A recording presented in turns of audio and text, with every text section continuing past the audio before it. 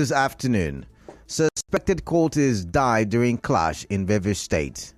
Governor Wike swears in members of Rivers State Independent Electoral Commission. Security beefed up as Presidential Election Tribunal holds pre-hearing. Atiku, PDP, apply for live broadcast of Presidential Tribunal proceedings. Code of Conduct Bureau tells Tinubu orders to submit forms before May 29. On the foreign scene, autopsies rule out organ harvesting in Kenya cult deaths. I am Kala Dakuru Batubo. Peace is the path to the prosperity of a nation. Let peace reign. Good afternoon.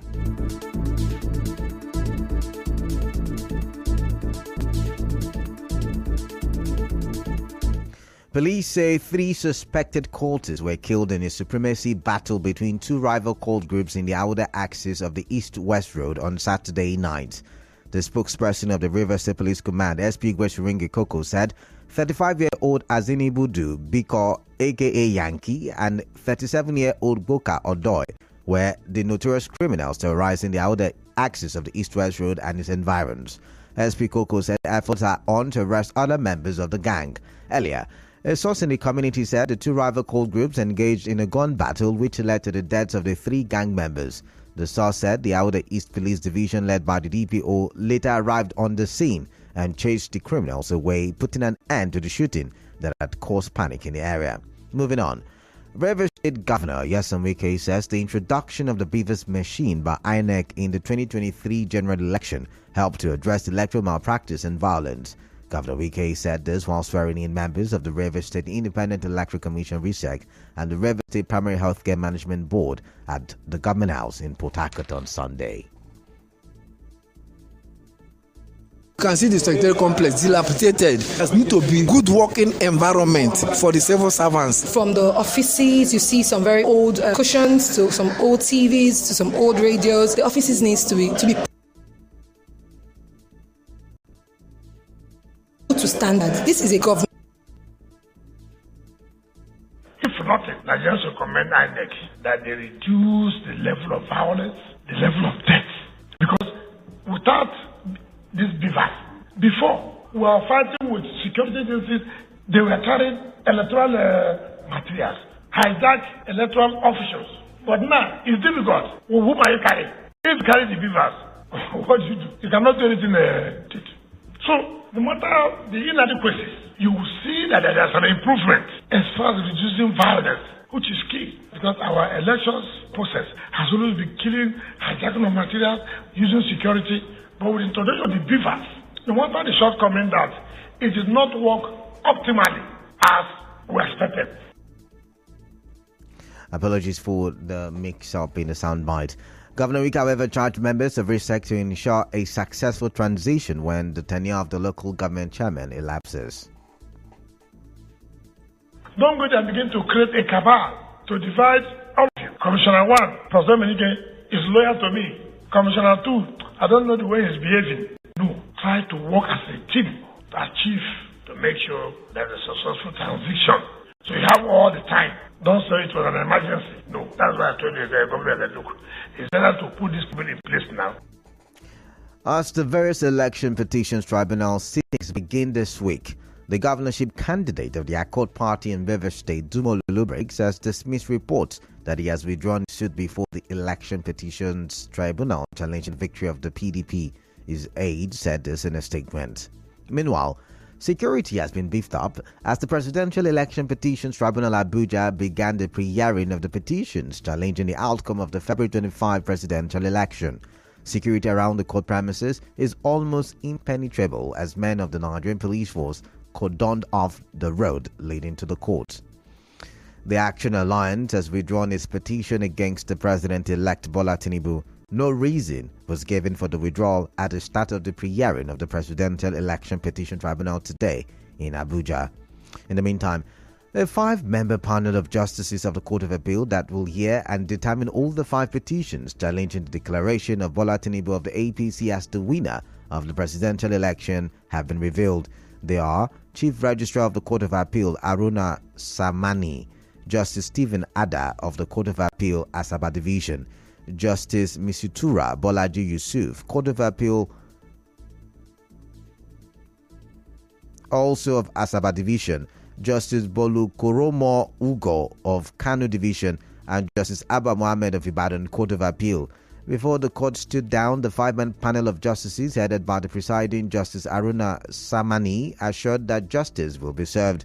He said they will consider the substance of each case over technicalities and warn parties against unnecessary applications that could delay proceedings. Still on this, the PDP and its candidate Atiku Abubakar filed an application for an order to allow live coverage of day-to-day proceedings on the case they brought against the president-elect, Bola Tinubu. Mr. Atiku, who came second in the presidential election held on February 25, specifically applied for an order directing the court's registry and the parties on modalities for admission of media practitioners and their equipment into the courtroom. He said his petition against the president-elect is a matter of national concern and public interest. In a related development, the PDP has raised the alarm over an alleged plot by the APC to influence the outcome of ongoing cases at the Presidential Election Petition Tribunal. The PDP National Publicity Secretary Debo Olugunagba addressed newsmen in Abuja yesterday. Reacting to this, the Minister of State, Labour and Employment, Festus Keyamo, accused the PDP of resorting to cheap blackmail and reverse psychology in his alleged bid to hoodwink Nigerians into aligning with his petition at the Presidential Election Tribunal. In another development, the Code of Conduct Bureau says the President-elect Bola Tinubu, the Vice President-elect Kashim Shettima, and 28 incoming governors must declare their assets before May 29. Other officials, including senators-elect and reps-elect, are expected to declare their assets before June 5, when they would be sworn in. The CCB spokesperson Veronica Kato told The Punch in Abuja that asset declaration was an integral part of the swearing-in ceremony, according to the law. The Supreme Court has fixed May 9 for judgment in the appeal filed by former Osun Governor Boyega Oyetola against the election of Ademola Adeleke. Recall that the appeal court had in its judgment set aside an earlier judgment by the Osun Governorship Election Petition Tribunal, which held in favor of Oyetola and removed Ademola Adeleke. A five-member panel of the Supreme Court announced the date after taking argument from lawyers to parties today.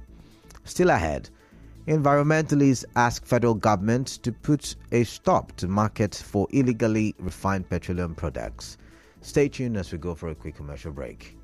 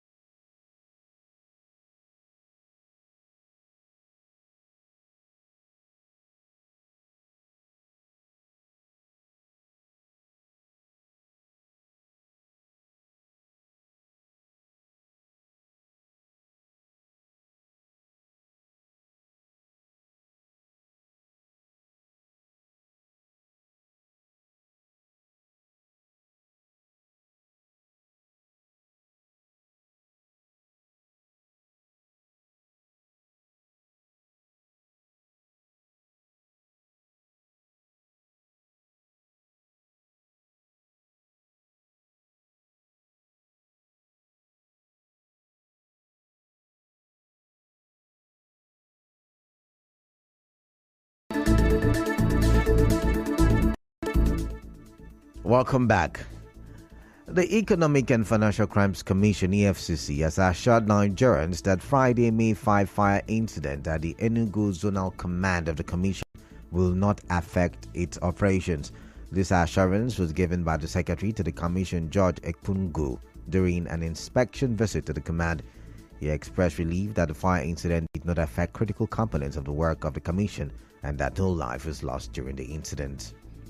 Members of the National Youth Service Corps (NYSC) in Bever State this morning began a unity walk to celebrate the 50th anniversary of the scheme.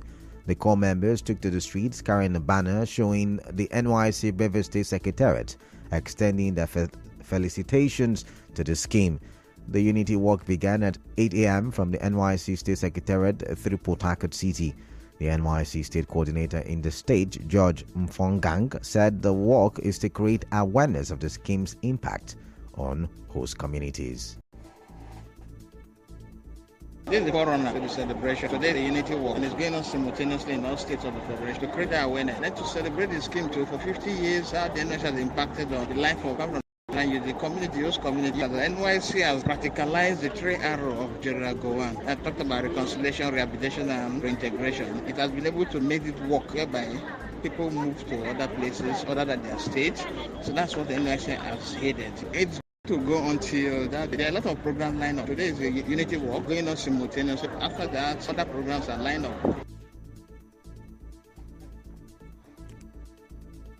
In business, an environmentalist, Christian Oticia Livingstone, says not much has been achieved in the fight against illegal oil refining and pipeline vandalism in the country.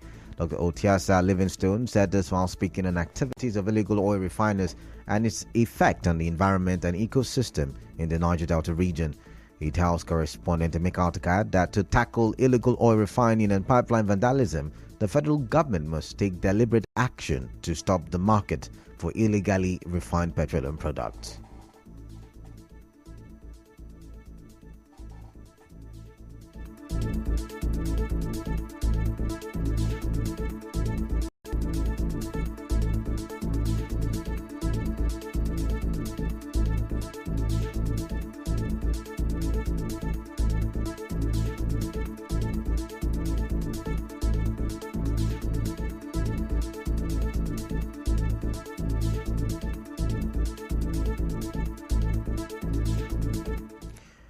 Dr. Livingstone said illegal oil activities have become an organized crime beyond the community people.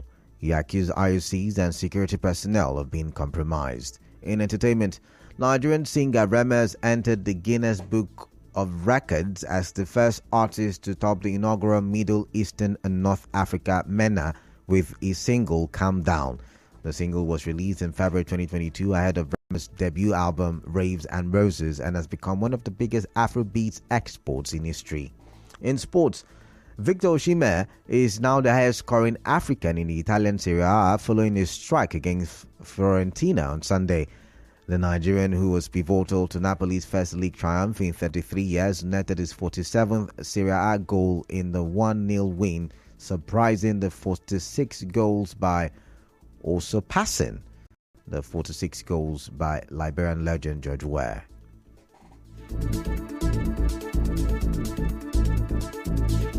And now, we'll bring you news from around the world. Autopsies on at least 112 bodies of cold victims exhumed from shallow graves in Kenya's coastal Kilifi County ruled out organ harvesting. Government pathologists said some of the victims died of starvation, strangulation, and suffocation. Kenyan police are expected to dig up more graves in search of victims of the cult, whose leader, Pastor Paul Mackenzie, allegedly encouraged them to fast to death in order to go to heaven. Mr. Mackenzie is in police custody pending investigations. The Kenyan Red Cross said that 360 people had been reported missing, while the authorities say at least 60 others have been rescued alive.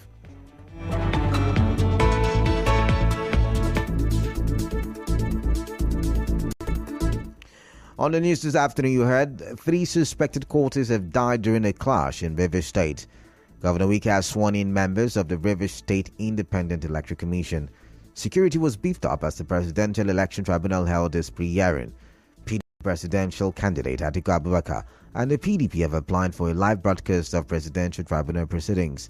Code of Conduct Bureau has told President-elect Bola Tinubu others to submit their forms before May 29. On the foreign scene, autopsies on at least 112 bodies of cold victims exhumed from shallow graves in Kenya have ruled out organ harvesting. The news was edited by Martha Okere. Mostly cloudy weather expected in Port Harcourt this afternoon.